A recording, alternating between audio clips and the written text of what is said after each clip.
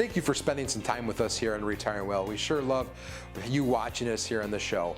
This week, we have a wonderful show lined up with 4 really powerful topics. 1, how can inflation affect your retirement? Boy, we hear about it every day. Don't you want to know how it can affect you individually? Various annuities. You hear the word annuities all the time. What are the different types of them out there? Bonds. Boy, common thing we all typically have heard about in the investment world. What are they? How do they work? And maybe are they appropriate for you? And finally, to end this show, we're going to be talking about opportunity zones. Probably haven't heard a lot about this. Maybe it's something you may be interested. Stay tuned to find out. Retiring Well, brought to you by Centennial Wealth Advisory, financial advisors specializing in retirement planning and serving all of Northern Michigan. Retiring Well, helping you plan for a successful and comfortable retirement. Retiring Well. Plan to retire well. I'm so excited you're joining us this week on Retiring Well. We have a great show lined up for you. And as you see on this screen here every week, we have all the topics laid out coming up. And hopefully at least one of those or many of them grab your attention. This first one, though, I'm going to dive into inflation. You've heard a lot about it recently. It's always kind of lingering out there. Is it going up? Is it steady? Is it only going to last a little bit? What does all of that mean? But first, let's stop for a second. What is inflation? And really, it's the decline of purchasing power of a currency. So for most of us here, it's the dollar, right? So the dollar you have in your pocket is going to buy less. You know, I always kind of joke the cost of milk and bread go up, right? So if you take $1 of something that used to be $1, maybe it's $1.05 now or $1.10 or something like that. So really it's the cost of goods going up, but your value of your currency isn't going to buy as much. So how do we battle that? Well, while we're working, we have some options, right? We can make more, we can get a different job, or we can spend less. We can buy less things, right? In retirement, what are your options? Well, once again, make more, spend less. Sometimes it's not easy to make more, right, in retirement. So Social Security has a little bit of a cost of living adjustment. Some people argue maybe it doesn't really keep up with inflation, but they play with that a little bit every year. So usually it's left with making sure your savings is structured in a way that it can keep up with inflation. And at least, right, you want to do better than that, but making sure you're investing appropriately to be doing that. But be cautious during these times. Typical safe saving vehicles, we're in a low interest rate environment, right? So maybe some of those, the question is, are they even keeping up with just general inflation and not only making a little bit but of that, right? Are you at least making that? Also, too, don't be over leveraged. Whether you're working or retirees, if you have a fixed amount of money that has to go out every month or week or whatever it is for debt and stuff like that, that can really cut into obviously your income and not have the flexibility. Think about it, a person, as they call it, paycheck to paycheck, if you're living that way and the cost of goods is going up and your income or wages are not going up at least equally, you're going to have a shortfall, right? And that's going to potentially cause a problem for you. So what does this mean? You have to have a plan. Whether you're coming into retirement soon or already retirement, how does your retirement plan address inflation? It's here. We have to deal with it, and likely it's not going away. So folks, a lot of times stuff gets overlooked. Social Security planning, when to take that. That's a big piece of income over time cumulatively. Maybe some options to defer that, or if you're married, different options with your spouse. Tax planning, making sure you're keeping your taxes too low so that's not a fixed cost going out. All these things should be vitally considered throughout your retirement and making sure you have that plan. Give us a call if you want to talk more about inflation in your retirement plan. Hey, hope you got to find that some valuable information there when we talk about inflation. What is inflation? What is the loss of buying power over time? I started to think about what is it like to go buy a used vehicle right now?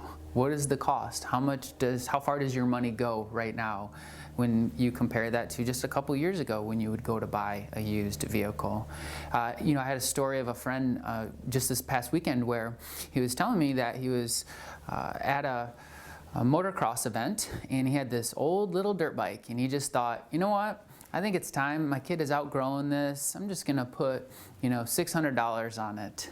And he said that it was just a swarm of people, and sold it right away. And there was a guy that asked him why he put it so cheap, and my friend just said, I thought that was kind of the going rate. And he said, no, you could have easily gotten $1,000 for that. And I guess my point is just, the buying power over time changes. And when you get into retirement and you want to go buy some different things, what does your plan look like? Nick, you have some good stories? Yeah, I mean, inflation is really the elephant in the room right now, and how do we plan for that? And my feeling is it's probably not going to go away, right? I mean, if a grocer can get $3 for a loaf of bread now, a year from now, is he really going to say, you know what, I'll give it to you for $2, right? He's probably not. So we need to plan for inflation. And we have a really great program that kind of maps that out for you. So you can see, if I need $5,000 in today's world to live on, what does that look like 20 years from now? And we can plug all those numbers in and show you that you'll need more, right? But we'll show you how that affects your portfolio, and so we can plan for it. We can build that plan to tackle inflation, but also have a safe side so you can fall back on that as well. All right, stay tuned, folks. Coming up next, we're going to talk about the various annuity products that are out there, and then also bonds, so you don't want to miss it.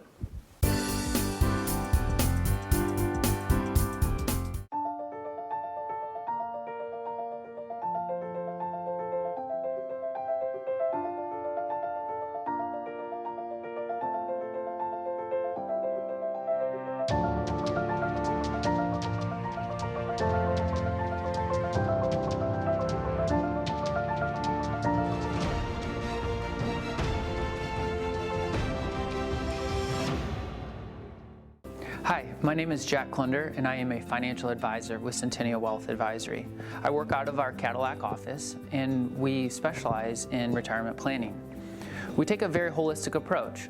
We start with investments and see how you're situated there. We do wealth management. We do income planning. We do tax planning, any kind of healthcare issues or needs that you might have for insurance. And then we talk about what your legacy plan might be.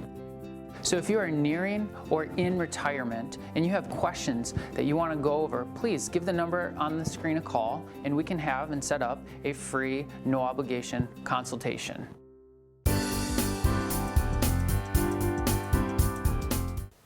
There are various types of annuities, and with annuities you want to be aware that these are different products available through insurance companies. So you're always going to be dealing with an insurance company, and when you hear the term annuity, it seems like there's a lot of negative press that's out there. And from our perspective, again, annuities are just simply another tool in the toolbox that you want to be looking at when considering those different types of accounts for your overall retirement plan.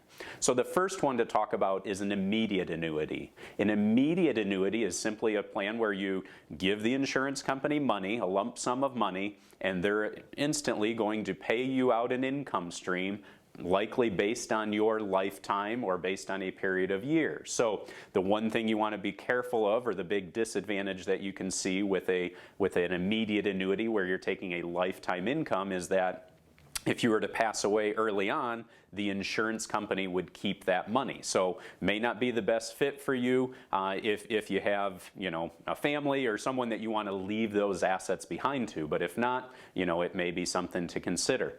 Another type of annuity is a variable annuity. So variable annuities, you have different sub-accounts that are maybe invested where you're tracking the market. So you may see the value go up and down, variable, hence the term variable, and so the values will fluctuate, but there may be different guarantees that they would attach to that, such as an income guarantee or a death benefit guarantee. So again, there's maybe different fees and costs associated with a variable annuity to be aware of, but again, may be a possible fit. A fixed annuity. Fixed annuity is simply a set interest rate for a set term. So you go into this knowing exactly what you're going to get, how long you're going to be in the account, what interest rate it's going to pay, and then upon maturity, you take that money out and move on, essentially. Another is fixed indexed annuity. It's one where your principal is guaranteed, so you can't lose anything, but your return is tied to an index in the market, such as like the S&P 500. So you won't get the full upside of the index necessarily, but you get some percentage of what it goes up. But if that index goes down, your principal again is protected and you can't lose anything. Again, there's a set period of time that you're going to be invested there. So it may be 5, 7, 10 years. So maybe you have one of these different types of annuities and perhaps you don't fully understand the different features or benefits or fees. That'd be something we'd be happy to offer a second opinion and again, help analyze these different various types of annuities.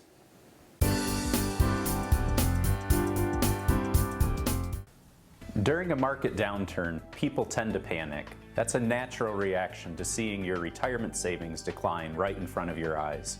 Take a deep breath. We can help. We recommend the following 3 steps. Number 1, schedule a risk exposure review and make adjustments if necessary. Number 2, request a retirement income analysis to serve as the starting point for your retirement strategy, making sure your money lasts as long as you do. And number 3, develop a holistic financial plan. Call or click to request a free, no obligation meeting, either in person or over the phone or video chat. We look forward to meeting you. Plan to retire well. If you're retiring soon, it's likely you have many decisions ahead of you. One of the larger ones is Social Security. How are you going to take it? Are you going to take it early? Are you going to take it at your full retirement age, or maybe even delay it? Social Security needs to be viewed as an asset. If you live a long life, it's likely you can collect a large sum of money over time with those payments directed to you. How, though, folks misjudge Social Security commonly is how it's taxed. How are you going to pay tax on that for the rest of your life?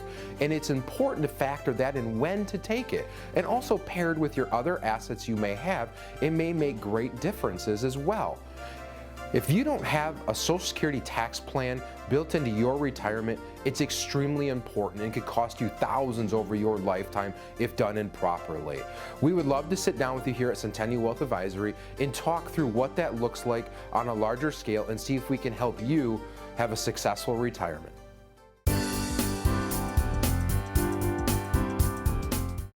Welcome back. In this segment, I want to talk to you about bonds, or what we call fixed income instruments or financial instruments. Listen, there's all kinds of bonds. There's what they call government bonds. Government bonds are simply bonds that are backed by some kind of governmental unit, whether that be a municipality, a state, federal government. Okay? Now, bonds can also be corporate, or what we call private. These are bonds held by that corporations issue. Okay? Bonds, for the most part, are debt instruments. Okay? They're backed by the full faith credit of the person that issued the bonds. So if you're getting a corporate bond, it's simply backed by that corporation. Now, most generally in the financial world, bonds are considered safer than stocks. And here's why. Because it's a debt instrument, it actually in a case that company was going bad or went in default, bonds get paid before shareholders get paid or stocks get paid. So, and in case of a governmental unit, they can tax the people to pay that bond. So for all practical purposes, for the most part, bonds are usually considered a lot safer than stocks because they get paid off first in the event anything goes wrong. So credit qualityness is going to be a very important factor. It used to be said that, municipality bonds were, were all safe. Because they could be backed up by the municipality. But now we're seeing municipalities file bankruptcies. So, are they all that safe necessarily? So credit qualityness is going to be a huge, huge factor, especially when it comes to corporate bonds. How solvent is that company? How good is its ability to be able to pay that bond back? Well, that can be measured. We can do that through an analysis to see, how those rate. You have to understand too, bonds are interest rate sensitive. When rates are rising, bond values can go down. You say, well, how does that work? Well, let's just say I'm holding a bond today that's paying, let's say 3%. But tomorrow, because the interest rates rose, interest rates went up to 4%. Now I can get a bond paying 4%. Who wants my bond paying 3%? So they're going to adjust the value of that bond accordingly for all the lost interest that I'm not going to be able to get with that bond. So as interest rates rise, bond values can go down. Now, the taxability of bonds is a huge thing as well. If you're in a federally government-backed bond, it's usually going to be state tax exempt. If you're in a municipal bond, state bond, it could both be federal and state exempt in some cases. So there's a lot that happens with bonds. I hope this was valuable. But if anything, if you've got a strong bond portfolio and you want to just see how it stacks up as far as credit quality and this and that, then certainly give us a call. A bunch of more great information there on annuities and bonds. You know, when I think of those different vehicles, investment tools, I think about tools, right? They're instruments that we have at our disposal to accomplish a goal. And it kind of reminds me of fishing. So this past summer, I did a lot of fishing with my 5-year-old son. And one of his favorite parts is going through that tackle box and seeing all the different lures that we have to catch different types of fish. We go out there, we catch bluegill, perch, bass, and pike. I think pike is probably his favorite because it's the biggest and scariest looking. But in order to catch a pike, we need to use a specific type of lure, right? Typically we're throwing out a spoon is what we're going to use. We're not going to use a top water lure like a jitterbug or something like that because the pike stays down low in the depths of the lake. And that's the same with these annuity products, okay? I know they get a bad rap from time to time, but they do have a purpose. And the purpose can be very beneficial depending on your situation. And we would never put all your funds into one annuity product, just like if we're going to fish for a bass, we're not going to use a spoon, right? We're going to use a spinnerbait or something like that. So just keep in mind, if an advisor is pushing you to put all your money into one product like that, question it. Why would you put everything into one thing when there's so many different options out there for you? Yeah, actually, Nick, that makes great sense because, you know, that's what I love about being independent. We get the whole plethora of options. We don't ever have to be narrowed down into one. In fact, sometimes it makes sense for us to talk through what those annuities might look like in a plan. And when I do that, I'm always watching very, very closely to see the reaction as soon as I say the word annuity. Why? Well, because people have had a lot of different experiences with them. First of all, it's confusing for a lot of people. Second of all, I don't know if they fully understand what their other options are. And so if you either have one or you're thinking about one or you'd like to learn more about them, please feel free to give us a call. Coming up next, we're going to be talking about opportunity zones. Hey, are there any tax advantages to these products? Stay tuned.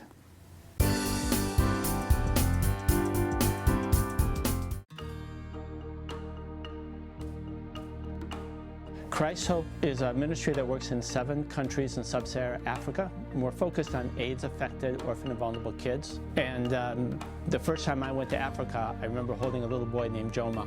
And Joma was 5 years old. He had AIDS. He had open sores in his mouth. He was skin and bones. He was lethargic. And they didn't know if he was going to make it. And I just remember understanding that Joma's mother was there also. She had AIDS. His dad had already died of AIDS. His sister had died. And this was a beautiful family that had been blown apart because of AIDS. And so Joma, thank God, has been able to get better because of drugs and ARVs. And even though we've come a long way in helping AIDS, it's still a huge issue. But children like Joma are vulnerable to being pushed off into orphanages and neglected and trafficked. And so we come in to help children like Joma be able to stay in families through the support that we do. We have about 1,700 children in our program right now. Interesting little thing, Christ Hope started out doing children's homes, but we quickly realized that the majority of children in the children's homes had families. And we moved in 2010 to a family-based preservation model. And we've seen a dynamic change and transformation in kids who are able to grow up in families versus institutional care. Dave, I just want to thank you for Christ Hope. It's had a personal impact on my life. You attended our church, I think it was like 9-10 years ago, and you had all these little cards of these kids that we could sponsor. Out of that whole group of kids, I picked one child, and her name is Antonia Anthony Meadows. She was in the 4th grade. She just entered your program. We began writing with each other back and forth, and I understand now she's graduated. She's looking to go on to a university, and now our next step is trying to figure out how I can continue to support her in her endeavors, because I've grown to love this little girl, you know, and so it's been probably the most rewarding thing I've ever done in my life, because, you know, I think of that old analogy, that person that was after the ocean kind of blew all these clams onto the beach, right? Yeah. And the guy's throwing the clams back, and somebody approaches him and says, you know, you're not making much of a difference. And he goes, well, I just made a difference to that one clam, right? That's how I feel with Antonia. I can't help every child in Africa, but I've been able to help one. And now since then, my wife has joined on, and we're now supporting 2 new ones. So it's been very rewarding, and again, just want to thank you for all you do. Thank you. And so our children now, the first children, Larry sponsors one of the children that was part of that. Antonia, she was able to live with her family, and she's graduating from high school in October, and she'll be exiting the program and going on to university. And she's a great testimony of the impact of this ministry, helping children to be not just healthy physically and academically and spiritually, but emotionally, is that they really grow because they have family. They're not orphans anymore. They have families, and they live in families.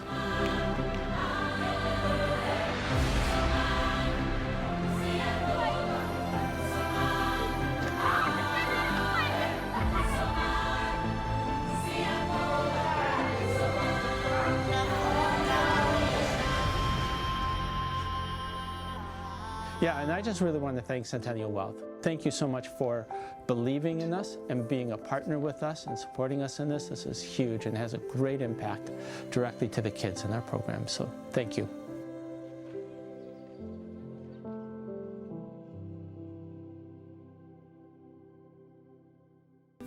Are you nearing retirement or in retirement? Have you had your portfolio just looked at or have a second opinion on that portfolio recently? Centennial Wealth is a full service advisory firm, and we have multiple locations in northern Michigan. I'm in the Gaylord office primarily. The office is right downtown Gaylord. Also up in the Petoskey office as well. That office is right off of 31. I'd love to hear your story. I'd love to sit down and chat, and it's a free, no obligation consultation. So just call the number on the screen.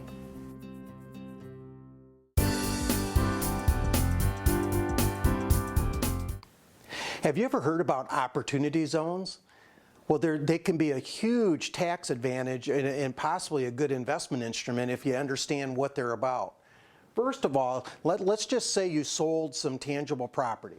All right, you sold it for $300,000, but your cost in that property, or what is called your basis in that property, was $200,000. So what you ended up having happen after that sale is you now have a $100,000 gain, which you have to pay tax on. If you take that gain, and only the gain only, all right, take that $100,000 and put it into an opportunity zone, I want to explain what the tax advantages of that could be. First of all, if you hold that asset, the opportunity zone you purchased in, and you hold it for at least 5 years, then out of that $100,000 gain, you only have to pay tax on $90,000 of it. So you got to exclude $10,000 of the gain. Now, if you hold that property for 7 years from the date of purchase, you only have to pay tax on $85,000 of that $100,000 gain. If you hold the property for 10 years, then you still only have to pay tax on $85,000, but plus the rest of the gain you don't have to pay tax on. So let me explain. Let's say that investment of $100,000 in the opportunity zone in that 10-year period, let's just say it doubles. Now that property's worth $200,000. Well, because you had zero basis in this gain, you were going to have to pay tax on $85,000, but now that other $100,000 that it grew to, you don't have to pay tax on it. So you're excluding out of that $200,000, you're excluding $115,000 of gain.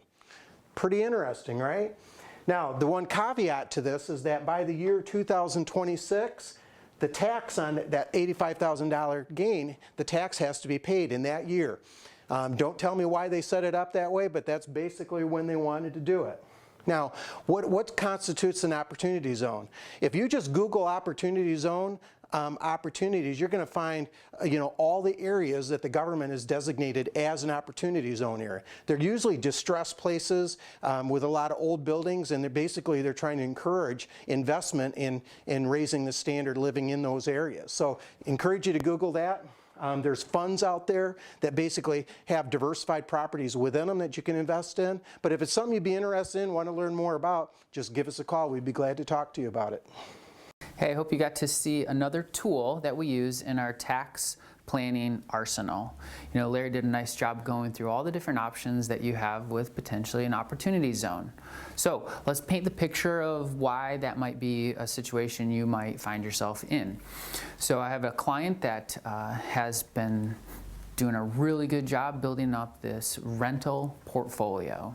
Have multiple rental houses, have been the one doing all of the financials behind that, doing all of the fixes behind these rental houses, and basically they're just tired. And they said, I just kind of want out. Well, that is great on one side. On the other side is, what are our options? We want to look at all of the options, map out all of the different resources that we could choose to really save on taxes.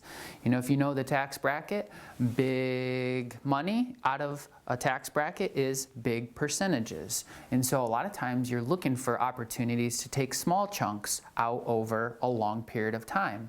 Smaller chunks, smaller percent bracket that you can stay in. And the opportunity zone is one of those options. So if you have a rental property, you're thinking about selling it, that's really this client's conflict. Look at the market. This is a great time to sell a rental house. But what do you do with all the proceeds? What kind of tax implications does that have? And what kind of tax options do you have going forward? So again, if you have any questions on that situation that you might find yourself in, feel free to give us a free call, no obligation, and no pressure to just learn more about what your options might be. Yeah, another opportunity zone that doesn't go by the same name per se is just understanding the tax bracket that you're in, okay? This whole opportunity zone is tax planning. So maybe you don't have the rental properties or things like that, but we still have a lot of tax planning that we can do for you. And basically it all starts with knowing where you fall within your tax bracket. Is it the 12% tax bracket? Is it the 22 or the 24? But that's something that we need to start with, and then there's so many different ways that we can potentially save you some money on your taxes. So I hope you enjoyed today's show. Covered a lot. And if you have any questions or just want to schedule a no obligation free consultation, please don't hesitate to reach out on that number on the screen. Come back next week. We've got a lot more great topics to cover. Take care.